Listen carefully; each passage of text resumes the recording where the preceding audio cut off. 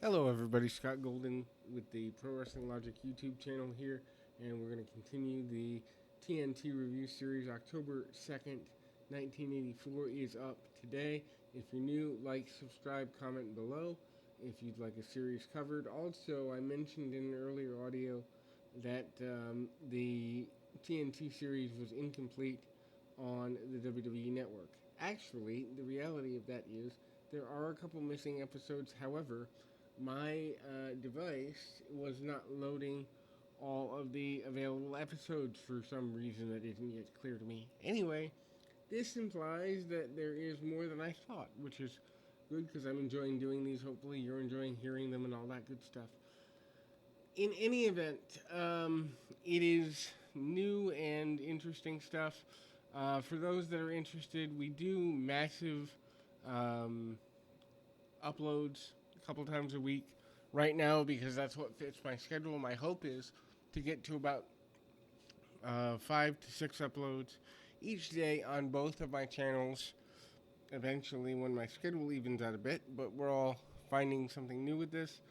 In any event, we're going to start with the review. Adrian Adonis visiting Dick Murdock's ranch. Of course, at this point, they are tag team champions, and it's kind of like North meets South in storyline form. We see, if this is Dick Murdoch's actual ranch, dude had a lot of land. Dude had some beautiful land and some cattle and all of this. Adonis is dropped off in the middle of nowhere. He's not happy. He's walking along for an extended period of time, growing less happy with everything. He is complaining about not having access to a yellow cab. He is complaining about people being in the middle of nowhere. He is complaining about all of these basic things. Gene Okerlund riding a horse in this segment is hilarious. I don't know if Gene had never actually ridden one before, but if he had, he was doing a great job of hamming it up for the camera and having a fun old time laughing at his own expense. This eventually leads to Adonis and Murdock. Adrian Adonis and Dick Murdock meeting up and talking about how different they are. There's footage of them in some matches here somewhere. Nothing too terribly notable in that. Worth going out of your way to see if you've never seen these two guys in a more prominent role. Of course, by 1995, Murdock is retired, 95-96. They actually did bring him back to do some cornering for Scott Hall against Bob Backlund around 94-ish, maybe. So that's kind of interesting. It never made TV, though. And, of course, Adonis died in 88 in a car accident. So, years before passing, and if you really think about it, only, less than 2.5 years, let's see, 2 would have been the midpoint of, this is late 84, so, 2.5 years ahead of WrestleMania 3, probably the biggest match that Adonis is most known for, the match with Piper. But Adonis is still in shape here, and it's clear to see that, he's certainly an interesting fellow. Anyway, then we move on to one of my favorite segments for all the wrong reasons, and that is because I am a Bobby Heenan aficionado. If not for Bobby Heenan, I don't think I would have gotten into wrestling. I don't think I would have gotten into broadcasting. I don't think I would have survived an abusive childhood. Bobby Heenan, for me, was my escape. And so I will openly admit to being biased as it relates to Bobby.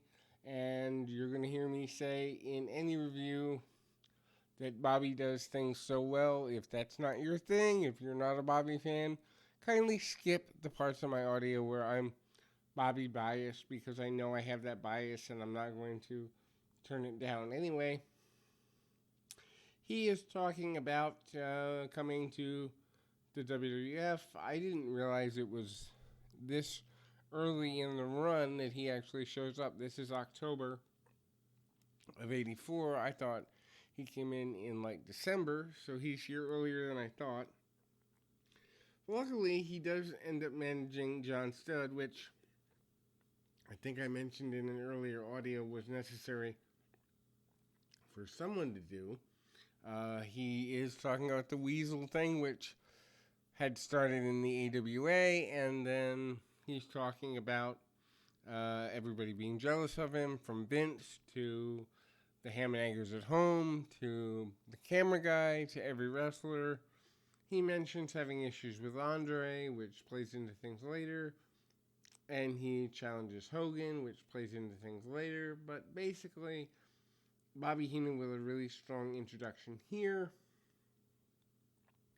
Then we move into Alexia Smirnoff versus Sergeant Slaughter. Real basic match. By this point, Slaughter is a strong babyface, which would have been unbelievable even a year before because he was such a strong heel with the Pat Patterson feud, but he comes back as the All-American. Suffice to say, very basic match. Atomic drops, punches, kicks, the Cobra Clutch, and a decent win there for the wonder that is let's see, none other than Sergeant Slaughter. Anyway, so Brian Blair, who I still have yet to know what his issue is that got him so much TV time in '84. But anyway, he's back and talking about the benefits of amateur wrestling. If you're into this sort of thing, it's kind of interesting. Surprised it's coming from Blair, but anyway, I know he has an amateur background, but there were other guys at the time that had one too, and they didn't get nearly as much TV time as he did. Then we go to a match that's anything but amateur, as B. Brian Blair takes on one of the Moondogs. Let's see. Actually, it is both Moondogs and Spike Huber and B. Brian Blair in a tag match. For some reason, I remembered. I think it's because there was a singles match on a different version of TNT with Blair and one of the Moondogs. Anyway, relatively basic tag match. Blair and the Moondogs do a good bit. The Moondogs are good brawlers. They're also former tag team champions. They're also they're big guys for the time and had enough credibility as being former tag team champions that they give a rub to B. Brian Blair. Decent match here. Spike Huber, who I don't know a world about, I'd actually need to educate myself more on, takes a good bit of punishment. Blair ends up out wrestling one of the Moondogs for the victory, and then we go back to the studio where they show amateur wrestling background and the like. If you're into that sort of thing, definitely worth going out of your way to see, just from the integration of amateur and professional moves and methodology. I believe that Brian Blair ran an amateur tournament for several years in the state of Florida, where he resides, and later ran for political office. Don't quote me on that, though. I know he did run for political office, but I'm pretty sure he had his own tournament for several years. Then we go to the nondescript male segment, which, I don't know, I think most of the male is planted. That's why I don't make a big deal out of it. Then we move on to Vince McMahon interviewing the first WWF, 3 W's and an F, champion Buddy Rogers with his son David.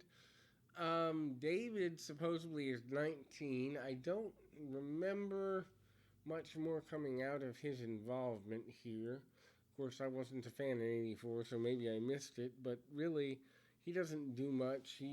There's talk of him being a bit of a bodybuilder, Um, and then we move on to see um, Rogers talking about how his son is in the best shape ever and how he bulked up, tens upon tens of pounds in a matter of months. Obvious that the implication is that he was working out. Some would say steroids. No one really knows. Anyway, um, we move on to David Schultz, who again at the time is getting a lot of airplay.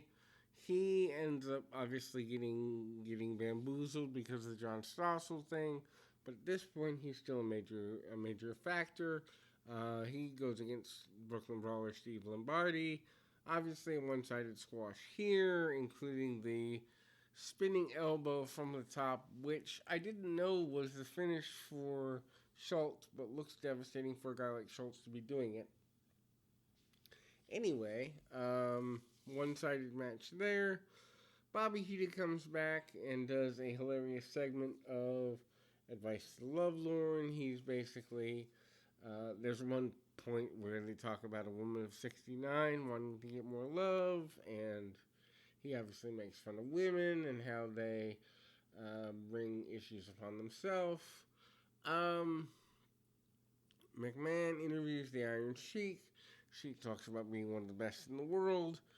Spends the majority of the promo talking in an Arabic dialect.